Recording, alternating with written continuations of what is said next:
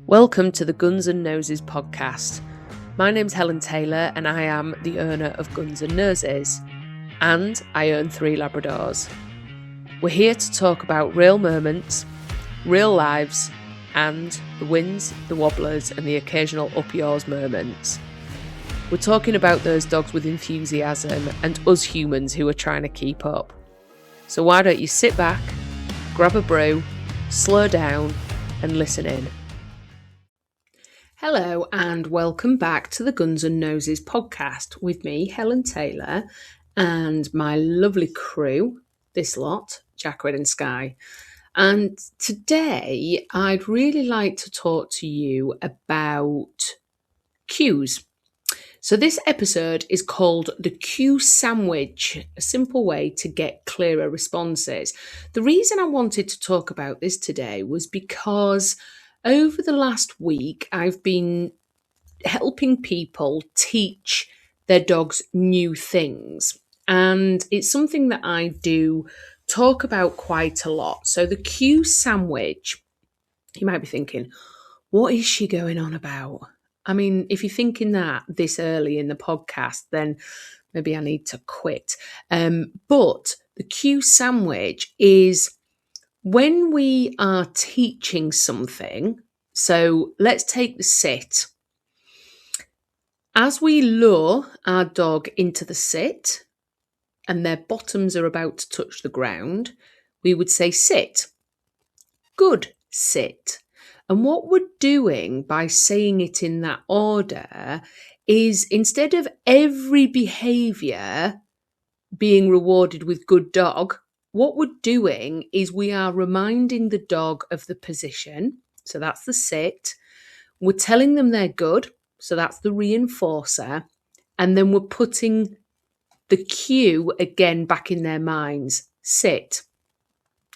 Now, this is particularly important when we are teaching something that's not new, but we're trying to put a new cue on it.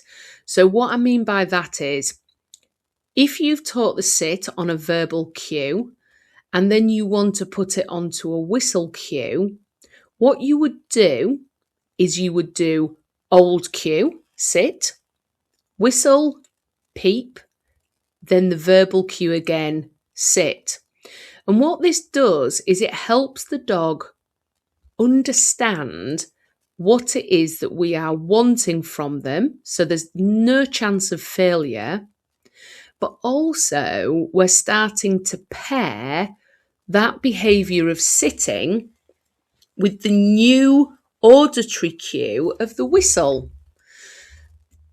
And if we go a little bit deeper, so my history is training assistance dogs. So back some 10 years ago, I used to train assistance dogs.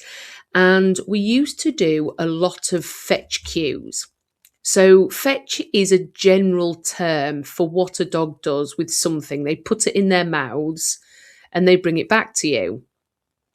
But if you have an assistance dog that is asked to fetch the keys and fetch the phone and fetch the post and fetch your slippers and fetch your socks, there's a lot of different things for the dogs to fetch. And what we used to do was teach the dog a general fetch cue. Then we used to start to name each of the items.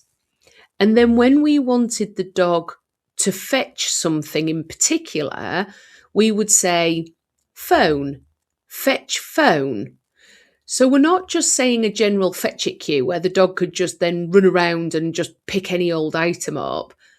We've started off with the item that we want them to fetch. Then we've told them what to do with it. And then we say the name of the item again. So before the dog even leaves, we've gone phone. Fetch the phone. And what we find with that is we get more clarity.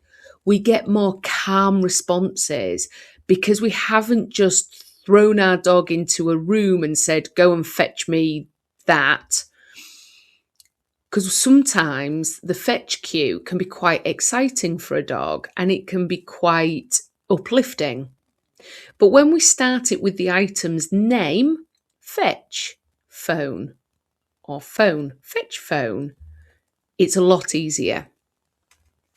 Now, let's go back to the cue sandwich. So that's one part of the cue sandwich. The bit that I was talking about before, when we are teaching our dogs something new and we go sit, good sit, what happens is we are rewarding the dog with the cue, so the behaviour itself that we want to see. What we then do in that moment is we stay quite calm, because naturally when we say sit, good dog sit, we keep our tone quite level. The other thing as well about doing it like this is that we don't reward the dog with just the good. Okay, so the second the dog's bottom hits the ground and we say, good dog, every single behaviour that we ask for will become good dog, essentially. So it takes a long time for the dog to understand, or a lot longer when we just reward with that simple phrase, good dog. Whereas when we say, sit, good sit, what happens is the dog gets clarity. The dog hears the cue really clearly and they connect that behaviour to that word. So that's really important for the dog's understanding, because it helps to build that a lot faster. Now, this isn't the same as what I spoke about in a podcast a few episodes ago, which was about cue repetition. We're not going sit, sit, sit, sit, and the dog still hasn't done it. We say this when the dog has performed the behaviour that we've asked for. We reward them with the behaviour cue. So sit, good dog, sit. And what we're doing there is we're just making it really clear for them. Now, when we go on to new behaviours that the dog doesn't know at all, that's really good. Like, that's what we would use. But actually, for behaviours that they do know, we then don't need to do that anymore because they already know it. They've already got an understanding.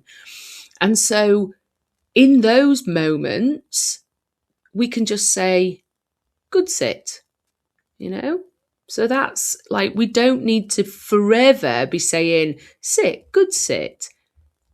As time goes on and the dog understands more, just saying it once is absolutely fine.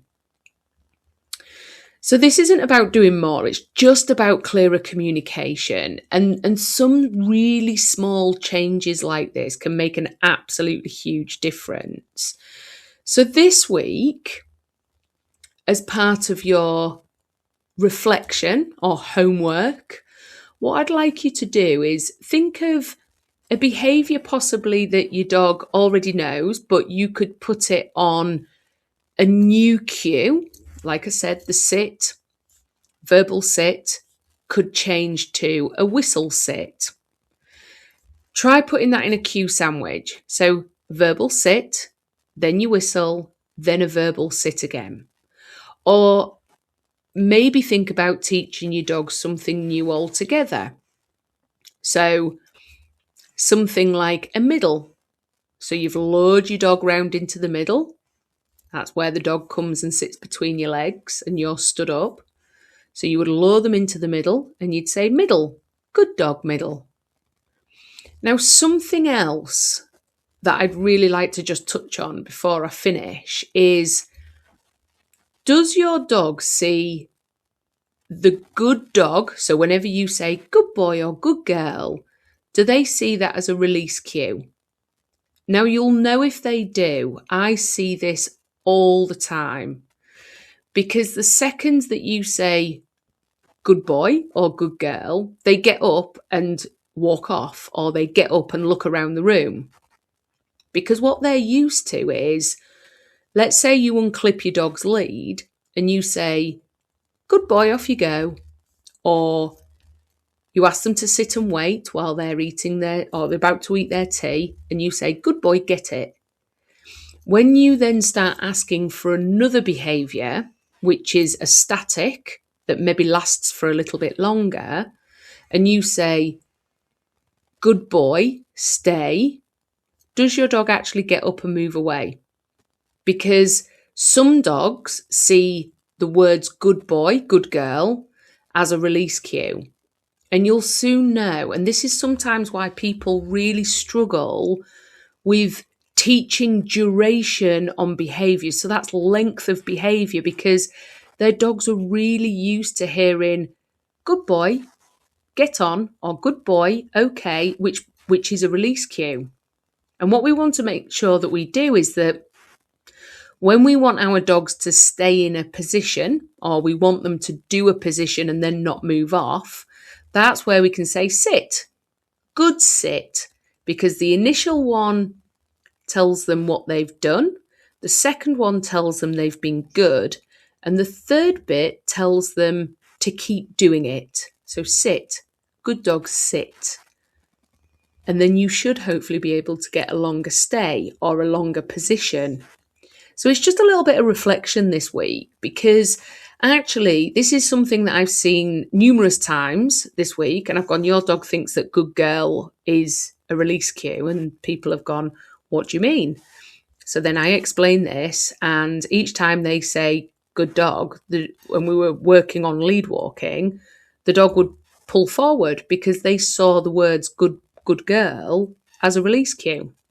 So all these things make a really big difference, and all these small little micro changes can really help you to be more clear, to communicate better, and actually for your dogs to be more successful. So I hope this podcast really helps you. I just want to take a moment as well to let you all know that the Insiders Club is available. It's available for you to join. It's on my website. I'll put the link below. And if you want to join the membership as a founding member, I'd love to see you. Use the code FOUNDER at checkout and you get 25% off your subscription for the life that you are joined up and you are subscribed for. Now, you might be thinking, what's in the Insiders Club? Well, in the Insiders Club is lots of downloadable PDFs, 7-day challenges to get you back on track with certain behaviours. There is videos that I upload on behaviours, and I'm uploading them every week, so there will always be something fresh and new. There's courses for you to work through at your own pace. There's monthly sip and train sessions where we meet up via Zoom and I do a session that month on a particular training topic. You can join in with your dogs as well. There's also the monthly Q&As where you can join me for a Q&A and ask me absolutely anything. There's going to be quarterly guest speaker slots, which are experts outside of the training field, but they're all relevant to dogs. You have a Trello cue board that you can work on at your own pace, and so much more. Now, it's $29.99 a month normally, but with your 25% off, it's like £22, something like that. But you get that for the life, but you also get a week free. So you can sign up for a week, have a look around for a week before you decide if it's going to be for you. But if you'd like to join, use the code FOUNDER at checkout and come and join us inside the club. Anyway, guys, I will leave that with you, and hopefully you will enjoy this episode. If you do, please do share it with a friend. Please subscribe to my channel, because all these things get the algorithm pushing it out to other people who might need it. And I'll look forward to hearing any comments that you've got. All right, guys, enjoy the rest of your week. Speak soon. Thank you for spending this time with me. If today's episode helped you slow down, feel seen, or think a little differently about your dog, then it's done its job. Remember, progress isn't about perfection, it's about observation and reflection. You're not behind, you're not failing, and you're definitely not alone. Until next time, keep training kindly and try to keep up.